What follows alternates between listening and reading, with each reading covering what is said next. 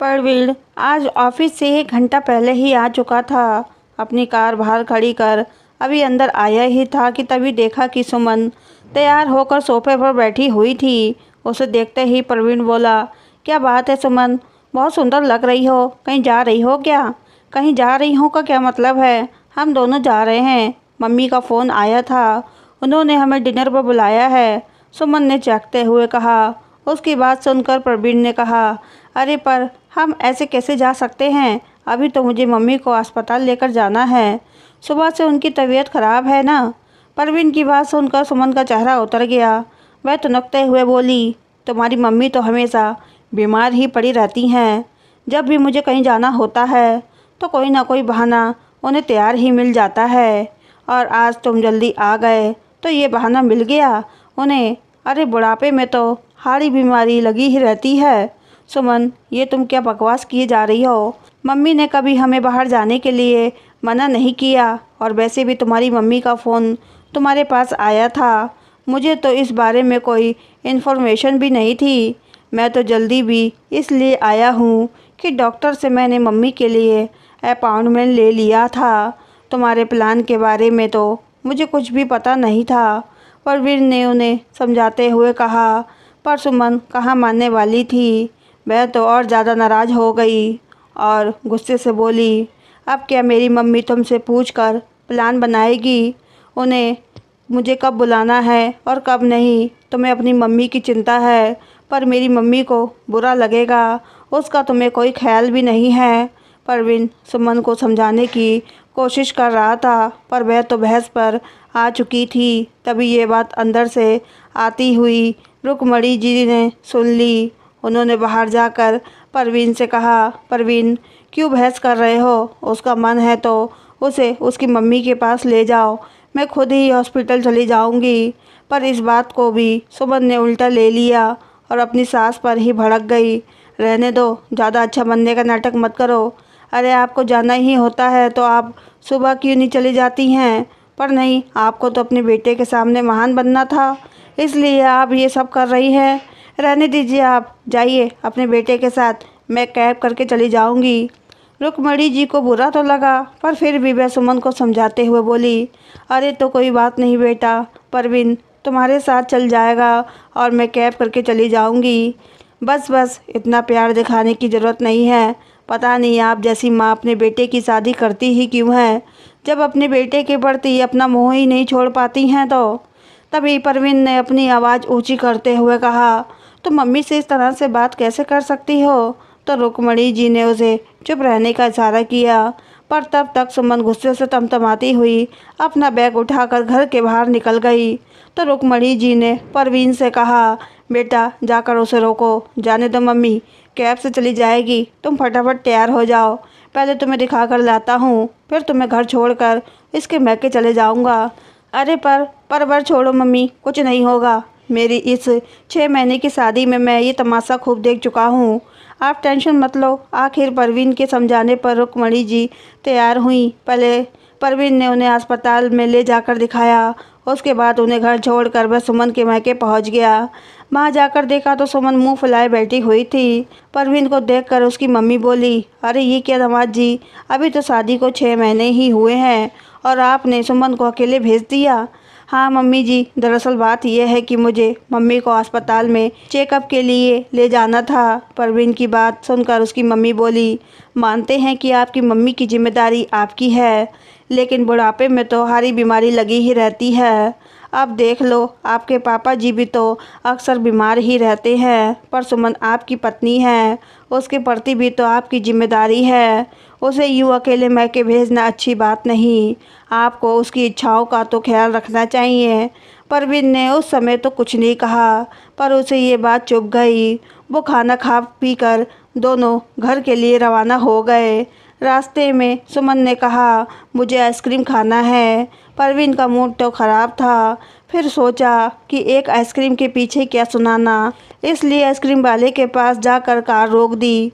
दोनों ने वही आइसक्रीम खाई और वापस चलते समय परवीन ने आइसक्रीम का एक फैमिली पैक खरीद लिया। उसे देखकर सुमन ने कहा, अरे बेवजह फैमिली पैक क्यों खरीद लिया? हम दोनों आइसक्रीम खा ही चुके हैं ना। उसकी बात सुनकर परवीन बोला, हम दोनों ने आइसक्रीम खा ली है, पर घर पर मम्मी भी तो है, मम्मी के लिए ख़रीदा है, उन्हें भी आइसक्रीम बहुत पसंद है। उसकी बात सुनकर सुमन तो रुकते हुए बोली, क्या हर बार मम्मी मम्मी जब देखो मम्मा इस बॉयज़ की तरह बस रट लगाए रहते हो? ज़रूरी है क्या उनके लिए हर चीज़ खरीदना? बीबी और माँ में फ़र्क होता है। कैसी बकवास कर रही हो तुम? क्या शादी होने के बाद मेरी मम्मी मेरी नहीं रही? उनकी छोटी छोटी इच्छा भी मैं पूरी नहीं कर सकता? शादी के बाद पति पर क्या सिर्फ पत्नी का ही हक होता है, माँ का नहीं? परवीन ने आवाज़ ऊंची करते हुए कहा।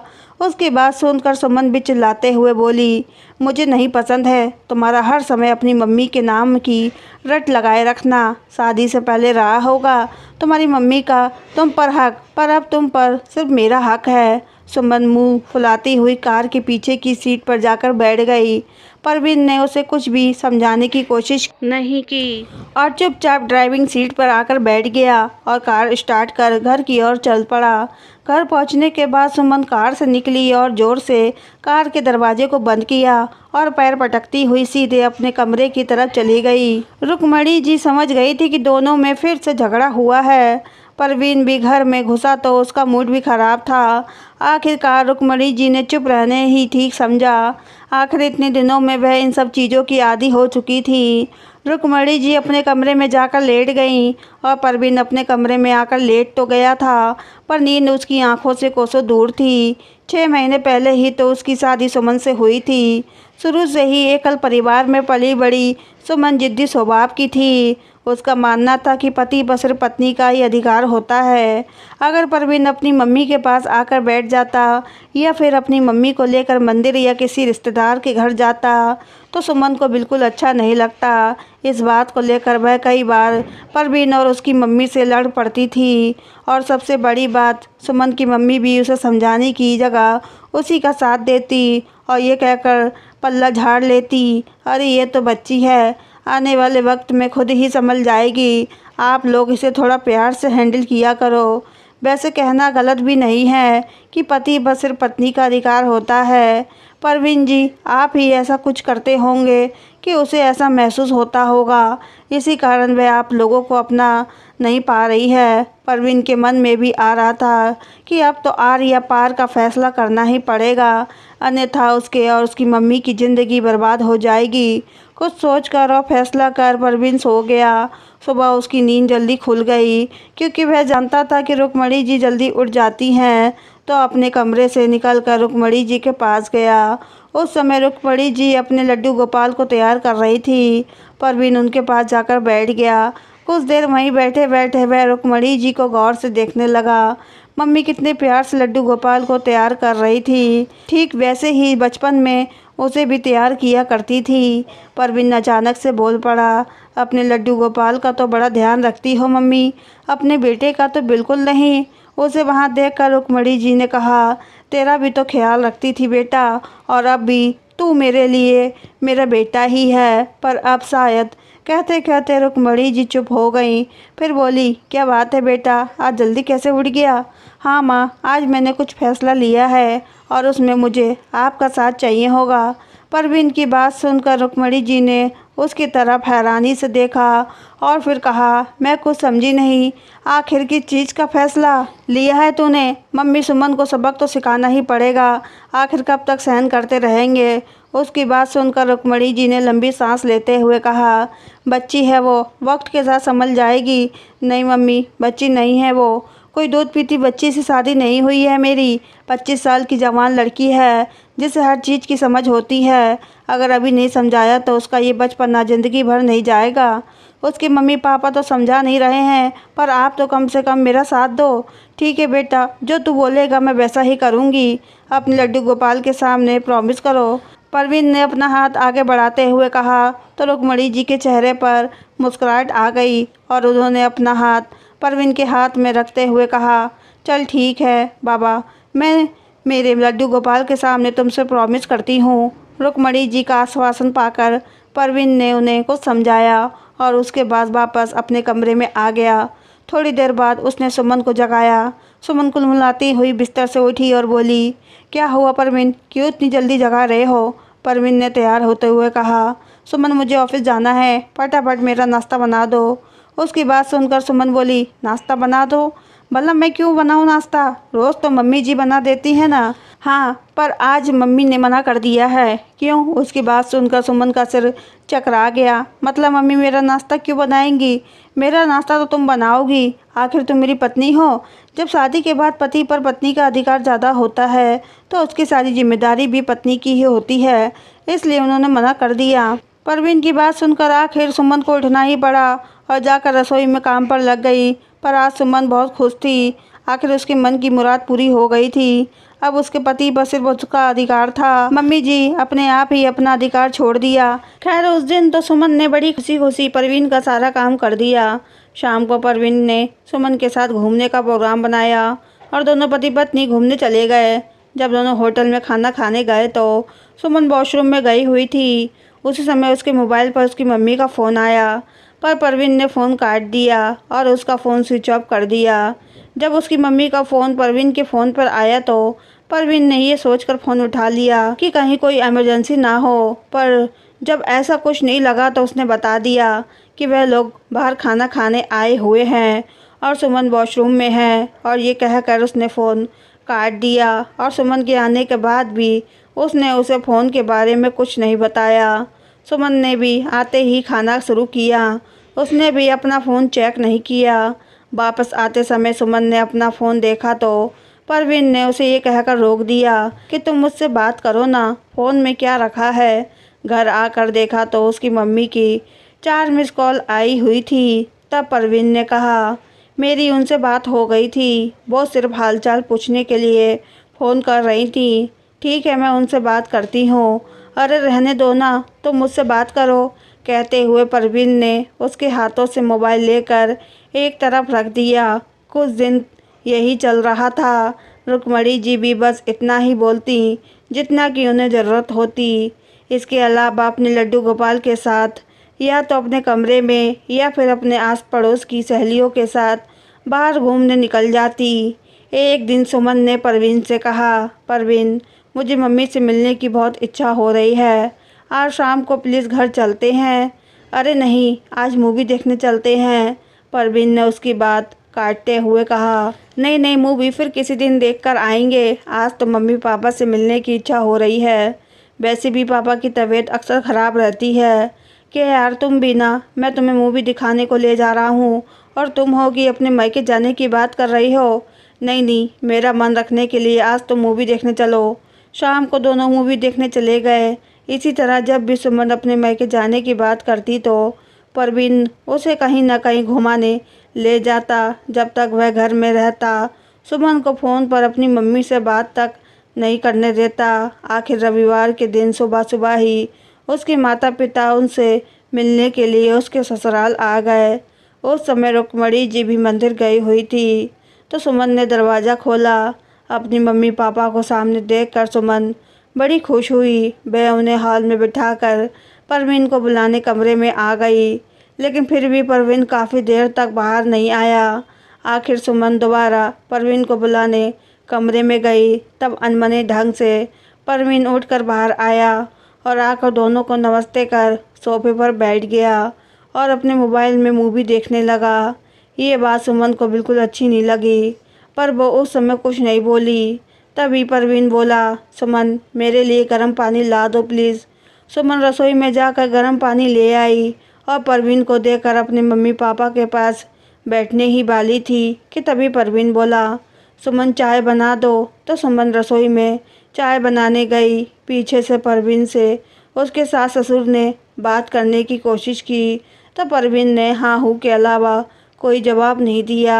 आखिर दोनों खुद ही चुप हो गए। सुमन चाय बना कर लाई और टेबल पर रखी ही थी कि इतने में परवीन फिर बोला, सुमन फटाफट से मेरे लिए नाश्ते में पोहा बना दो, आज तुम्हारे हाथ के पोहा खाने की बड़ी इच्छा हो रही है।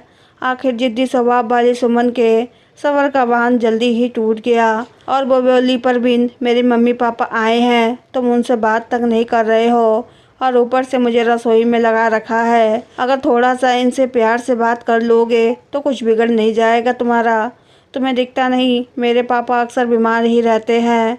उसकी बात सुनकर अपनी मूवी पर फोकस करते हुए परवीन ने कहा, अरे इनसे जितनी बातें करनी है कर लेना, पर जब तक मैं घर पर हूँ तो मुझ पर फोकस करो। और हारी बीमारी का क्या है, ये तो बुढ़ापे में लगी ही रहती है। उसके बाद सुनकर सुमन के मम्मी पापा हैरान रह गए। तभी सुमन ने कहा, जी कैसी बातें कर रहे हो परवीन, ये मेरे मम्मी पापा हैं, क्या मैं उनसे बात नहीं कर सकती? तुम मेरे मम्मी पापा के लिए ऐसा कैसे कह सकते हो? ये सुनकर परवीन ने अपनी मुंह भी बंद करते हुए मोबाइल एक तरफ रखा और सुमन की तरफ देखते हुए कहा, शादी से पहले तक तो अपनी मम्मी पापा से बात करती थी ना, पर अब तुम्हारी शादी हो गई है तो अब मैं तुम्हारी पहली प्रायोरिटी हूँ। अब मेरे लिए काम करो। परवीन मेरी तुमसे शादी हुई है, ख़रीदा नहीं है तुमने मुझे कि जो तुम बोलोगे मैं वैसा ही करूँगी। अब की बार सुमन ने आवाज़ ऊंची करते हुए कहा। उसकी बात सुनकर परवीन मुस्कुराता हुआ बोला, सुमन तुम भूलो मत, तुम मेरी पत्नी हो, तुम पर मेरा हक ज़्यादा है, तुम्हारे माता पिता का नहीं। बस करो परवीन, बहुत हो गया। तुम मेरी मम्मी, अरे सुमन क्या मम्मी मम्मी लगा रखा है तुमने, हर समय मम्माज़ गर्ल की तरह बात करती रहती हो। क्यों सुमन, बुरा लग रहा है ना आज तुम्हें? आज भी तो वही सारी बातें बोल रहा हूँ जो तुम मुझसे बोलती हो। जो मेरे लिए एडवाइस होती है उसे तो तुम पचा भी नहीं पा रही हो। तुम्हारे पेरेंट्स हैं और मेरी मम्मी मेरे लिए कुछ नहीं। मेरी भी तुमसे शादी हुई है, ख़रीदा नहीं था तुमने मुझे, जो मैं अपनी मम्मी से तुम्हारे सामने बात तक नहीं कर सकता। अरे अगर दो बात प्यार से उनसे कर लोगी तो तुम्हारा भी कुछ बिगड़ नहीं जाएगा। परवीन के मन में जितने भी भड़ास भरी पड़ी थी वह सारी उसने सबके सामने आखिर उगल ही दी। उसकी बात सुनकर सुमन और उसके माता पिता की गर्दन शर्म से झुक गई। तभी परवीन बोला, रिश्ता बराबरी से निभाया जाता है। जैसे अपने मम्मी पापा के लिए तुम्हारा दिल दुखता है वैसे ही मेरी मम्मी के लिए मेरा भी दिल दुखता है। अगर तुम चाहती हो कि मैं अपनी मम्मी से बात नहीं करूं तो तुम भी अपने मम्मी पापा से रिश्ता तोड़ दोगी, नहीं तो इस रिश्ते को ही ख़त्म करो। मैं डिवोर्स पेपर पर साइन करने को तैयार हूँ, क्योंकि अब मुझसे और बर्दाश्त नहीं होता। परवीन को इस तरह से गुस्से में देखकर माँ बेटी के चेहरे की हवाइयाँ उड़ चुकी थी। बात बतंगड़ बनते देख सुमन की मम्मी ने सुमन को इशारा किया। तभी सुमन आगे बढ़कर परवीन के पैरों में गिर गई और उनसे माफ़ी मांगने लगी। प्लीज़ परवीन मुझे माफ़ कर दो, मैंने तुम्हें बहुत दुख पहुंचाए हैं। तो परवीन ने कहा, देर आए पर दुरुस्त आए। सुमन जिस दिन तुमने मुझे ये कहा था कि बुढ़ापे में हर बीमारी तो लगी ही रहती है, मम्मी को तो बहाने चाहिए बस हमें रोकने के लिए, मैंने उसी दिन ठान लिया था कि मैं तुम्हें सही रास्ते पर लाकर ही रहूँगा और वो तुम लाकर ही रहे बेटा। कहते हुए रुक्मणी जी घर के अंदर आई। तभी सुमन ने रुक्मणी जी से माफ़ी मांगी। मुझे माफ़ कर दो मम्मी जी, ना बच्चा ना कोई बात नहीं, अंत भला तो सब भला, कहकर सब लोग ठाके मारकर हंसने लगे। और साथ ही सुमन के माता पिता ने भी माफ़ी मांगी और कहा कि भविष्य में ऐसा कभी कुछ नहीं होगा जिससे हमारी वजह से तुम्हारे रिश्ते पर आ जाए। तो दोस्तों आपको ये कहानी कैसी लगी हमें कमेंट करके ज़रूर बताएं। कहानी अगर पसंद आए तो चैनल को सब्सक्राइब, वीडियो को लाइक करना ना भूलें। फिर मिलते हैं आपसे एक नई कहानी के साथ, जब तक के लिए दीजिए इजाज़त। धन्यवाद।